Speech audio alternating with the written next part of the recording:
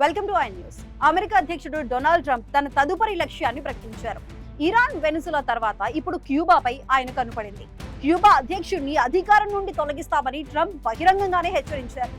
ఆ దేశాన్ని ఒక విఫలమైన దేశంగా అభివర్ణించిన ట్రంప్ క్యూబా పాలకుడు మిగ్యూల్ డియాజ్ కెనాల్ తప్పుకోవాల్సిందేనని స్పష్టం చేశారు.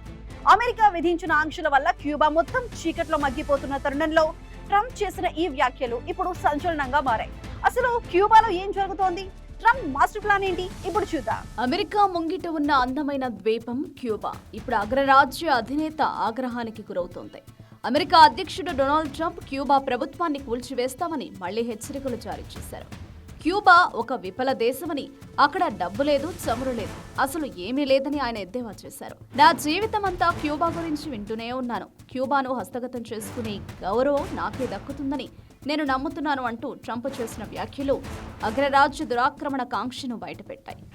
ప్రస్తుతం క్యూబా పరిస్థితి అత్యంత దయనీయంగా ఉంది. అమెరికా విధించిన కఠినమైన చమురు ఆంక్షల వల్ల ఆ దేశంలో ఇంధన కొరత ఏర్పడి దేశమంతా పూర్తిస్థాయి విద్యుత్ కోతలతో అంధకారంలో మునిగిపోయింది. ప్రజలు చీకట్లో అలమటిస్తుంటే మరోవైపు రాజకీయ చదరంగం మొదలైంది. న్యూయార్క్ టైమ్స్ నివేదిక ప్రకారం క్యూబా అధ్యక్షుడు మిగ్యూల్ డియాజ్ కెనాల్ను అధికారం నుండి తప్పించాలని ట్రంప్ యంత్రాంగం గట్టిగా ప్రయత్నిస్తోంది. 65 ఏళ్లుగా క్యూబాను పాలిస్తున్న కమ్యూనిస్టు వ్యవస్థను మార్చకుండా కేవలం అధ్యక్షుడిని మార్చడం ద్వారా తమకు అనుకూలమైన పాలనను తేవాలని అమెరికా భావిస్తోంది. ప్రెసిడెంట్ వెళ్లిపోవాల్సిందే అని అమెరికా దౌత్యవేత్తలు ఇప్పటికే క్యూబాకు స్పష్టమైన సంకేతాలు పంపారు.